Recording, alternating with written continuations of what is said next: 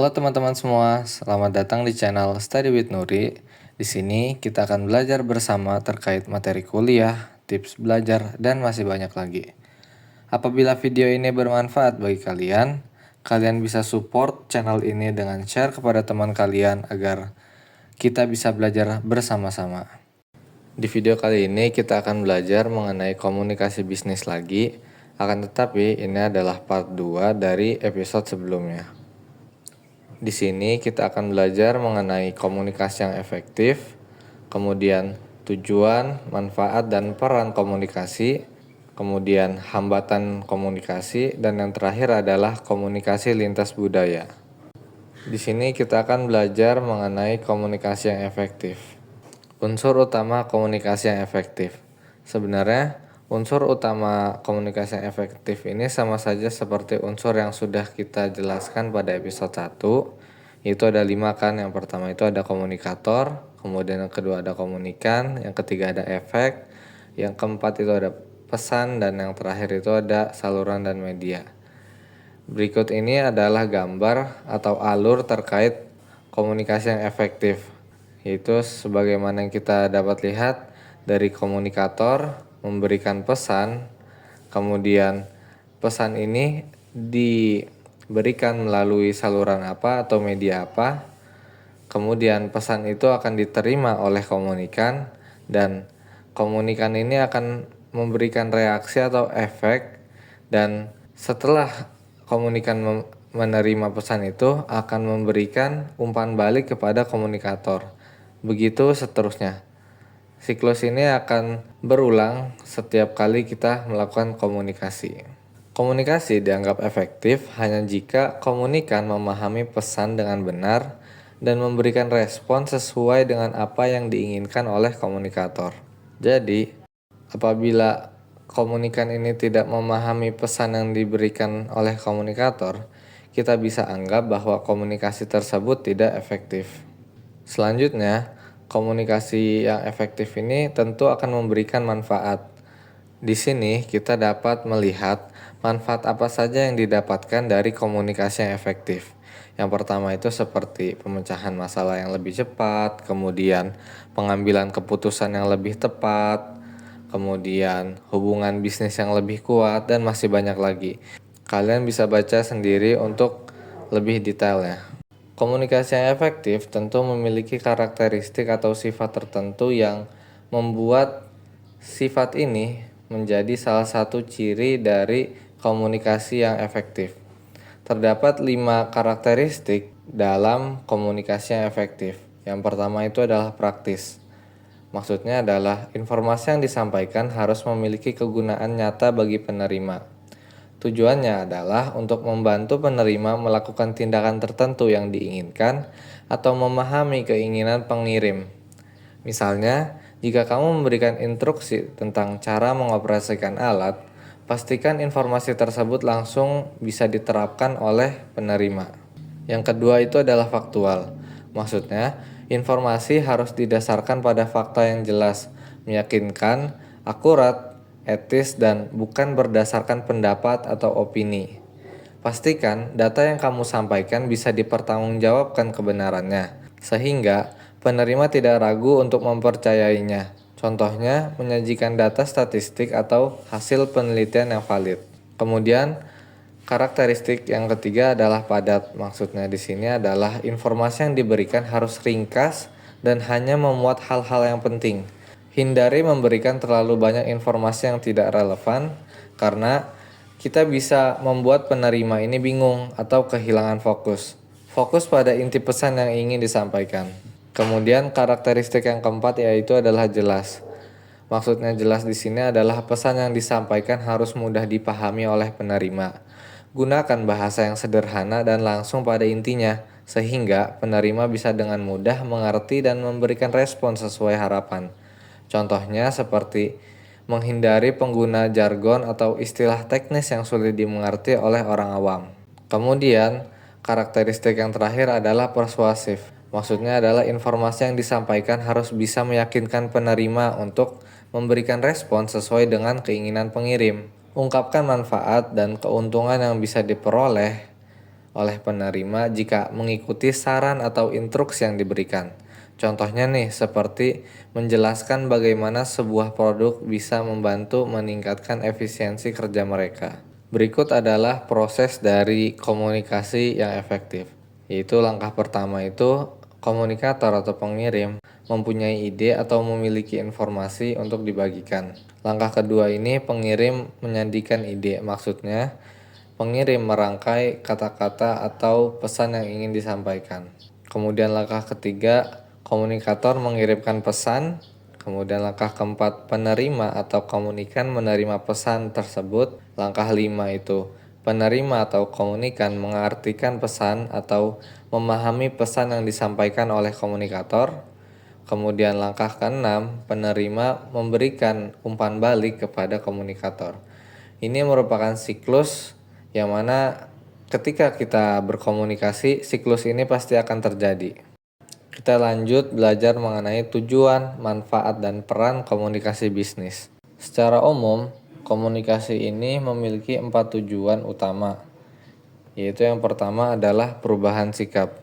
Maksudnya adalah tujuan dari perubahan sikap adalah untuk mengubah sikap penerima terhadap sesuatu.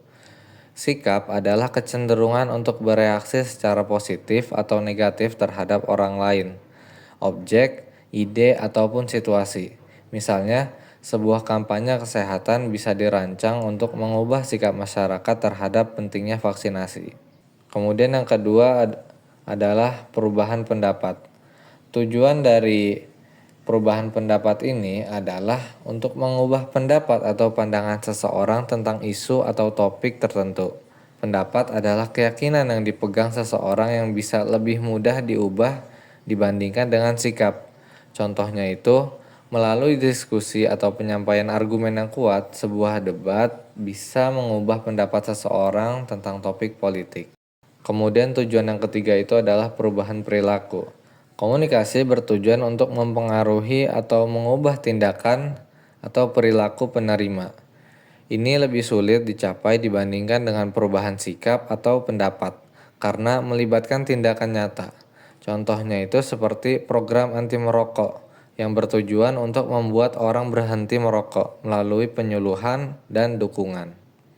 Kemudian tujuan yang terakhir adalah perubahan sosial. Ini adalah perubahan yang lebih luas dan menyeluruh yang terjadi dalam masyarakat sebagai hasil dari komunikasi yang efektif.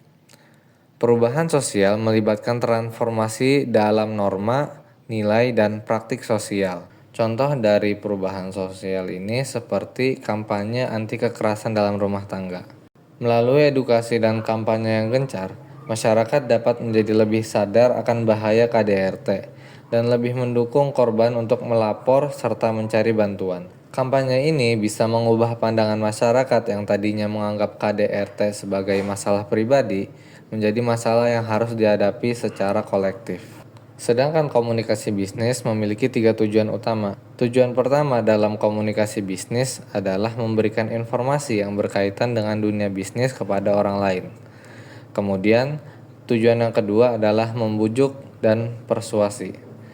Tujuan komunikasi bisnis adalah memberikan persuasi kepada pihak lain agar apa yang disampaikan dapat dipahami dengan baik dan benar. Hal ini sering dilakukan terutama yang berkaitan dengan negosiasi antara seseorang dengan orang lain dalam bisnis. Kemudian, tujuan yang terakhir adalah melakukan kerjasama atau kolaborasi, yang mana tujuan ini adalah untuk melakukan kolaborasi atau kerjasama bisnis antara seseorang dengan orang lain. Melalui jalinan komunikasi bisnis, seseorang dapat dengan mudah melakukan kerjasama bisnis baik dengan perusahaan domestik maupun perusahaan asing. Kita lanjut kepada fungsi komunikasi dalam organisasi. Sebenarnya fungsi ini sudah saya mention pada episode 1, akan tetapi itu hanya 2 saja. Di sini kita akan mempelajari fungsi komunikasi dalam organisasi lebih mendalam lagi. Yaitu fungsi komunikasi dalam organisasi ini terbagi menjadi 4, yaitu yang pertama fungsi informatif, kedua fungsi regulatif, dan ketiga fungsi persuasif, dan terakhir adalah fungsi integratif. Kita bahas satu-satu. Fungsi informatif maksudnya adalah fungsi yang berkaitan dengan pemenuhan kebutuhan informasi yang diperlukan agar setiap anggota organisasi dapat melaksanakan pekerjaannya secara lebih pasti dan lebih tepat. Kemudian, fungsi yang kedua adalah fungsi regulatif, yaitu fungsi yang berkaitan dengan pengaturan dan pengendalian organisasi melalui peraturan, prosedur, perintah, dan laporan. Kemudian kita lanjut ke fungsi yang ketiga, itu adalah fungsi persuasif. Fungsi ini berkaitan dengan upaya menumbuhkan komitmen bawahan dalam melaksanakan tugas. Kita lanjut kepada fungsi yang terakhir adalah fungsi integratif, yaitu fungsi yang berkaitan dengan upaya organisasi menyediakan saluran komunikasi baik formal maupun informal yang memungkinkan karyawan dapat melaksanakan tugas dan pekerjaan dengan baik. Sebuah komunikasi tentu memiliki sebuah etika. Menurut Boff dan Thiel, komunikasi yang beretika terdiri dari semua informasi yang relevan, yang kedua benar secara akal sehat, dan yang ketiga adalah tidak menipu dengan cara apapun. Komunikasi yang tidak beretika meliputi informasi yang salah dan informasi yang menyesatkan. Untuk memastikan komunikasi bisnis yang etis harus melibatkan 3 elemen, yaitu yang pertama individu yang beretika, kemudian yang kedua kepemimpinan perusahaan yang beretika, dan yang ketiga adalah kebijakan dan struktur yang tepat untuk mendukung pemilihan keputusan dan tindakan etis. Sebuah komunikasi tentu memiliki sebuah hambatan. Hambatan yang pertama adalah hambatan teknis. Maksudnya, hambatan jenis ini timbul karena lingkungan yang memberikan dampak pencegahan terhadap kelancaran pengiriman dan penerimaan pesan. Contohnya itu seperti suara bising, cetakan yang tidak jelas, dan tidak ada sinyal. Hambatan yang kedua adalah hambatan semantik. Semantik adalah pengertian yang diungkapkan lewat bahasa. Hambatan jenis ini terjadi karena salah mengartikan makna. Contohnya seperti seseorang yang berbicara dengan bahasa yang berbeda atau seseorang yang menggunakan istilah rumit dalam berkomunikasi. Hambatan yang ketiga adalah hambatan manusiawi. Maksudnya, hambatan yang muncul dari masalah pribadi yang dihadapi, baik itu komunikator maupun komunikan. Hambatan ini mencakup baik yang berasal dari perbedaan individual manusia, seperti perbedaan persepsi, umur, keadaan emosi, maupun faktor psikologis. Dalam setiap hambatan komunikasi, pasti ada solusi untuk menghadapi hambatan tersebut. Berikut adalah solusi atau cara untuk mengatasi hambatan komunikasi. Yang pertama adalah meminimumkan gangguan teknis. Seperti yang sudah kita ketahui sebelumnya, gangguan teknis itu seperti bising dan lain-lain. Mungkin kita bisa meminimalisir gangguan tersebut. Kemudian yang kedua adalah mengadopsi pendekatan yang berpusat pada penerima. Kemudian yang ketiga adalah menyesuaikan keterampilan bisnis.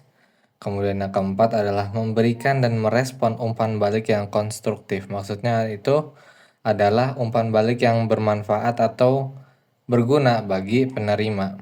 Kemudian ada menjadi sensitif pada etika bisnis, dan yang terakhir adalah memanfaatkan teknologi.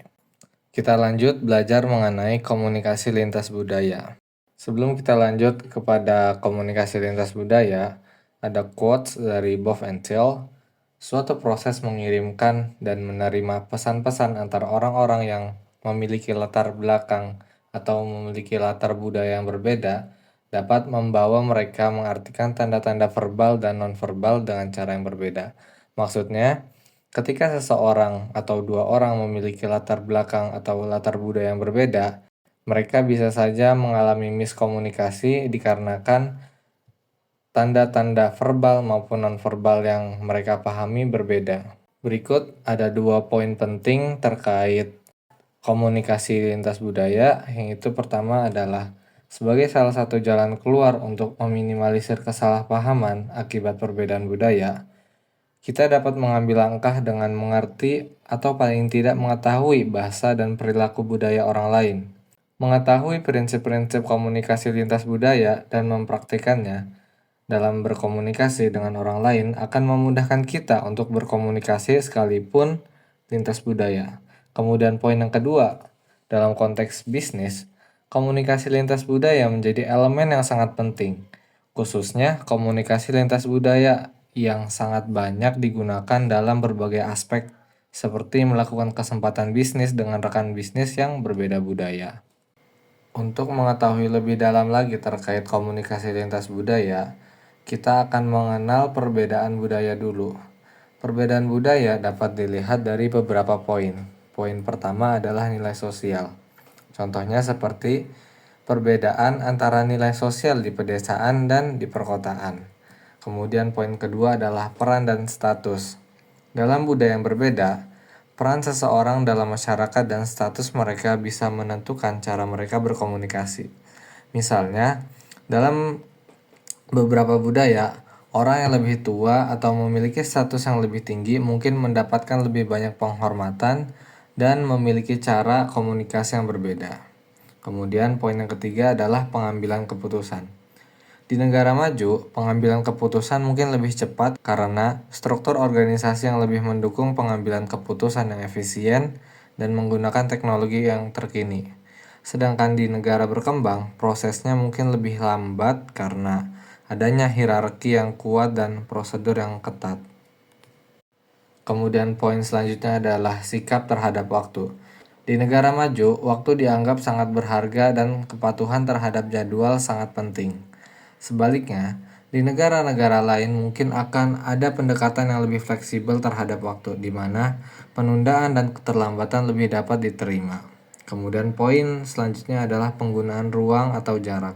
Cara orang menggunakan ruang dalam komunikasi juga berbeda. Di beberapa daerah, menjaga jarak fisik adalah norma. Sementara di budaya lain, komunikasi dengan jarak dekat lebih umum yang mencerminkan tingkat keakraban. Kemudian poin yang terakhir adalah konteks budaya. Cara pesan disampaikan biasa sangat bergantung pada konteks budaya. Beberapa budaya menghargai komunikasi langsung dan eksplisit, sementara budaya lain mungkin lebih mengandalkan isyarat dan konteks yang tidak langsung untuk menyampaikan pesan. Selanjutnya ada 4 poin lagi terkait mengenal perbedaan budaya. Kalian bisa pelajari dan baca sendiri. Terima kasih telah menonton video ini. Jika kalian menemukan manfaat dari video ini, jangan lupa untuk like, comment, and share kepada teman-teman kalian. Jika ada pertanyaan atau topik yang ingin dibahas, silahkan tulis di kolom komentar. Sampai jumpa di video selanjutnya dan tetap semangat.